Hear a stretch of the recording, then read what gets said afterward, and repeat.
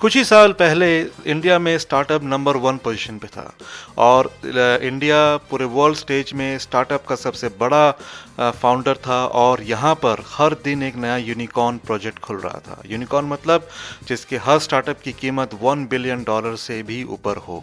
ऐसे हजार startups India में खुल रहे थे और हर एक दिन नया कंपनी लॉन्च हो रहा था। जितने भी वेंचर कैपिटलिस्ट थे जो पैसा लगाने वाले थे वो पैसा हाथ में लेके बैठे थे कि कैसे कंपनीज या इन स्टार्टअप्स को और आगे प्रमोट किया जाए।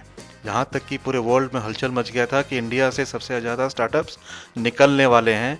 तो जितने भी यूरोपियन कंट्रीज़ थे, Spain, Norway, Poland, Germany, Sweden, इनके जो मतलब वेंचर कैपिटलिस्ट थे वो इंडिया में आके मतलब स्टार्टअप स्टार्ट करने वाले थे। लेकिन आज ऐसा हाल है कि स्टार्टअप तो दूर, हर स्टार्टअप बंद हो रहा है।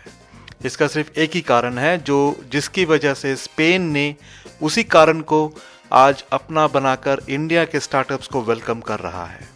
आज स्पेन जो मतलब इंडिया का होना चाहिए था जो स्टार्टअप, स्पेन ने उसको पकड़ लिया है और इंडिया की कमज़ोरी स्पेन के लिए ताकतवर बन के सामने आ रहा है।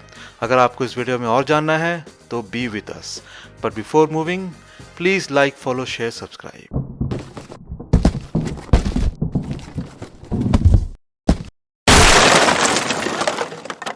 तो स्पेन के पार्लियामेंट ने एक नया लॉ पास किया है जिससे स्टार्टअप या डिजिटल नोमैड या स्टार्टअप कंपनीज रेगुलेट हो सकती हैं इस वीज़ा के तहत। आपको एक जस्ट फॉर्म भरना पड़ेगा जो कि उनके वेबसाइट में है या VFS के वेबसाइट में है और अपने स्टार्टअप का मॉडल उनको प्रेजेंट करना पड़ेगा। एंड ये सारा चीज़ ऑनलाइन होगा, जूम या स्काइप के थ्रू। एंड अगर उनको एंटिसिपेट होता है कि हाँ भाई इससे काफ़ी ज़्यादा मतलब उनको फ़ायदा आएगा तो वो आपका स्टार्टअप और आपके स्टार्टअप वीज़ा में आपको स्पेन में आने के लिए आमंत्रित करेंगे। इससे आपका टैक्स या फिर आपके वहाँ पर रहने के लिए आपका जो भी खर्चा है वो स्पेन काफ़ी हद तक आपका मदद करेगा।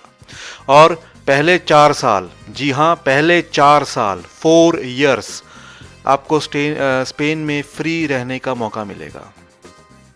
According to local media, this law enabled anyone from the EU or third world countries such as India, Pakistan, Bangladesh, Sri Lanka or Nepal that haven't been a resident in Spain for the last 4 years to benefit from special visa which can be renewed for up to 5 years। मतलब आप 1 साल और आपको ज़्यादा मिल सकता है।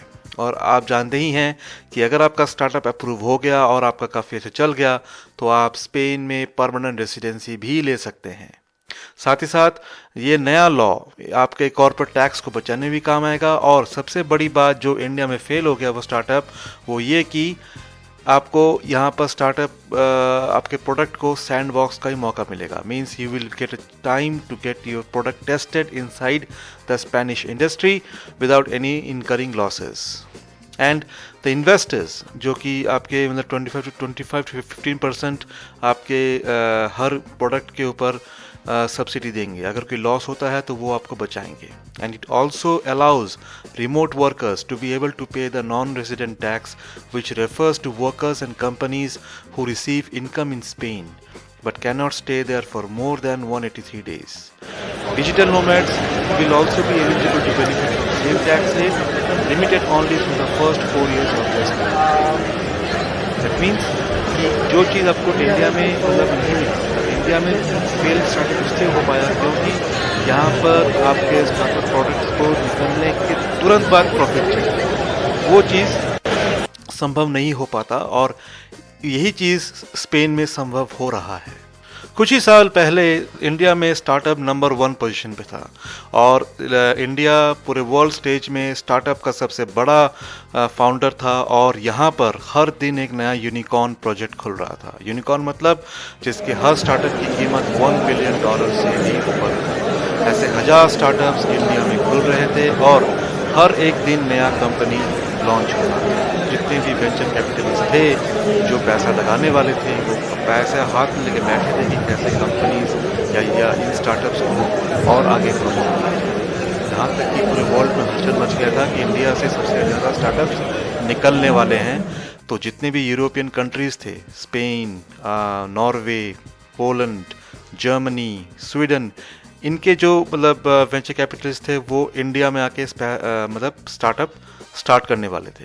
लेकिन आज ऐसा हाल है कि स्टार्टअप तो दूर, हर स्टार्टअप बंद हो रहा है। इसका सिर्फ एक ही कारण है जिसकी वजह से स्पेन ने उसी कारण को आज अपना बनाकर इंडिया के स्टार्टअप्स को वेलकम कर रहा है।